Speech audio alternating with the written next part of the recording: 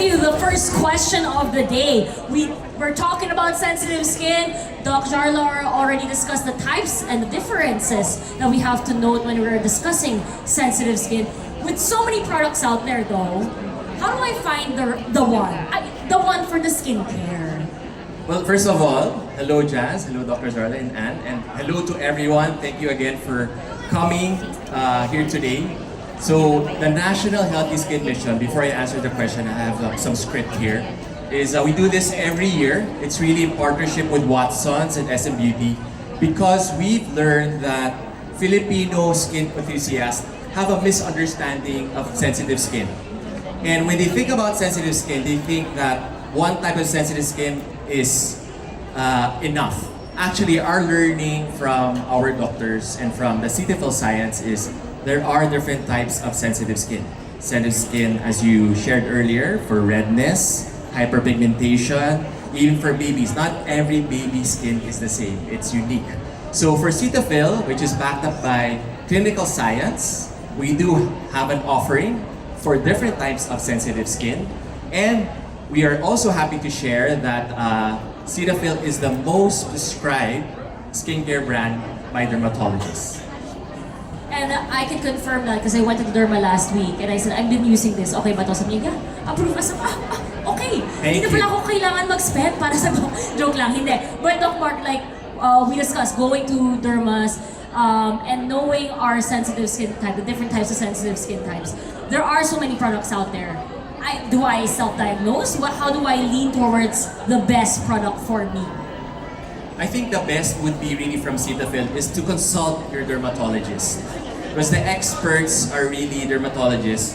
And I'm sure and I'm confident that these dermatologists also know what are different types of sensitive skin and they'll give you the right solution. Of course, coming from Galderma and representing Cetaphil, I can tell you that with Cetaphil, you'll have the confidence to address your different types, as I shared earlier with the different types of products that we have. Correct. And so Doc, kakwento lang ako. Joke lang, na-consult na agad. But Doc, there are different types of sensitive skin that you mentioned.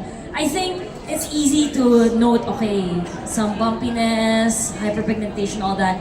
But if I really have to try to explain to everybody, especially here at the media, how do we pinpoint and how do we help understand what does that actually look like? Kasi baka I have a different approach, maybe a severe approach because I know my skin is sensitive when it has chemical burns na.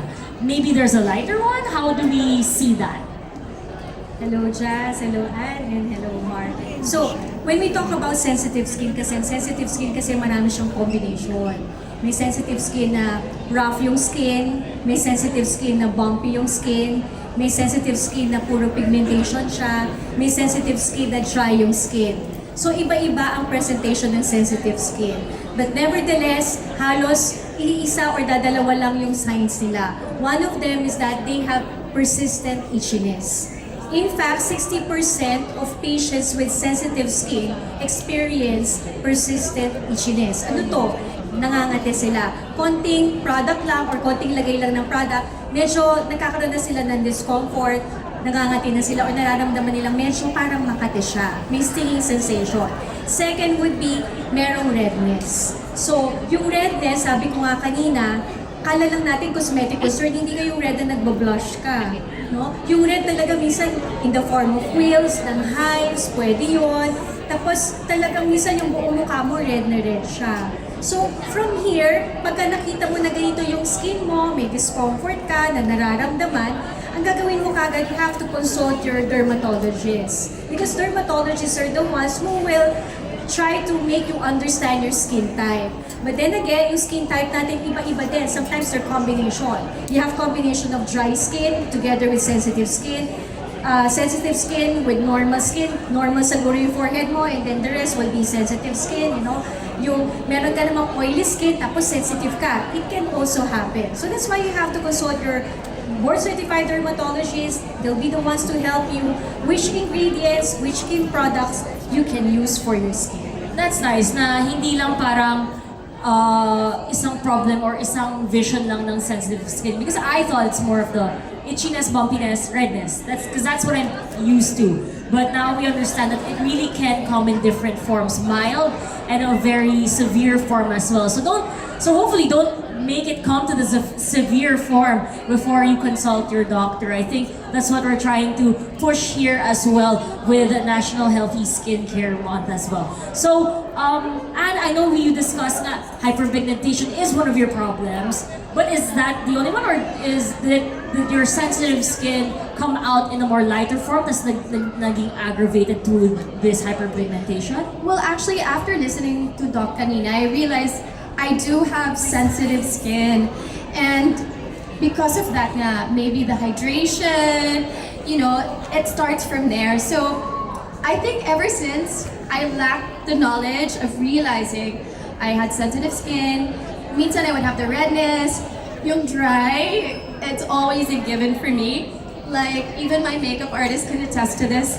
Sometimes pag nilalagyan niya ako ng Cetaphil, it's mama hinigo pagad, which means like it's dry. So that's something that I think I've always struggled with. And finally, I found a brand that can help me with that. And I think what's nice is it's like a 2-for-1.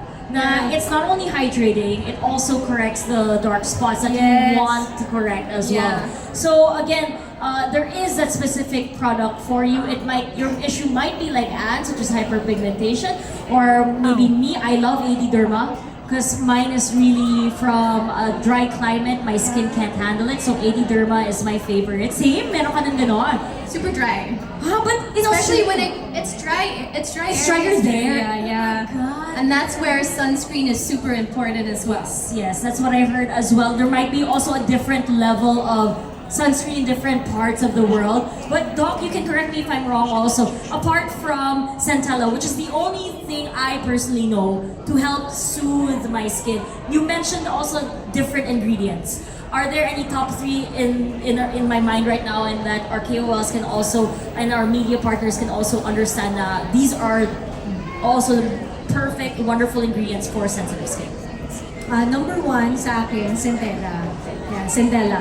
Because yung Centella, it locks moisture, it retains the moisture, it's an anti-inflammatory, So it addresses the irritation, the redness that you can see among patients with skin or sensitive skin.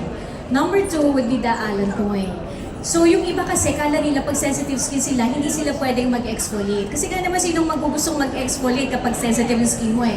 But then if you would look the pathophysiology, tinatawag namin cause ng sensitive skin, one of the cause would be ang dami mong pile up ng dead skin. So pag marami kang dead skin, magiging sensitive skin ka din. Kaya kailangan mo ng mild exfoliation. And those skincare products that contain allantoin is actually very good. Kasi ang allantoin, nag-i-exfoliate siya somehow. How often dapat mag-exfoliate? And if you have the allantoin, yung mga sa skincare product, you can use it every day because Every it's not day, exfoliation. ah. It's gentle, it's not irritating, it's hypoallergenic. So it's very good. At the same time, it locks moisture also. And it promotes collagen synthesis. No? So medyo hindi ka masyadong magre-wrinkle na kasi alam mo naman pag collagen, very important siya. Pangatlo would be the pentavitin.